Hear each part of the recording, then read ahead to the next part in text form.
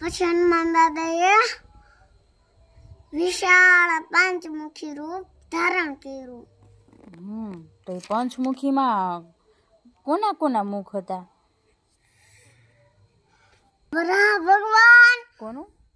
એક વરાહ ભગવાન, હા એક હયગ્રીવી, હા હનુમાન દાદા હા અને અને ગરુડ દેવતા હા. અને એક હતા નરસિંહ ભગવાન. હા. પછી પાંચ મુખ શું કામ ધારણ કર્યા હતા? અહિરાવણનો વધ કરવો હતો. તો અહિરાવણનો વધ કરવામાં પાંચ મુખનો કેમ જરૂર પડી? એને છે ને હા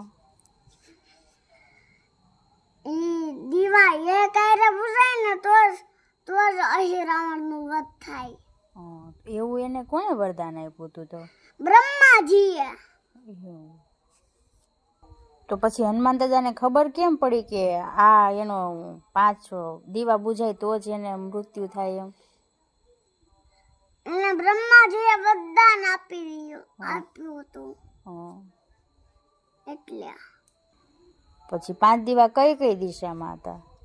એક આકાશ તરફ અને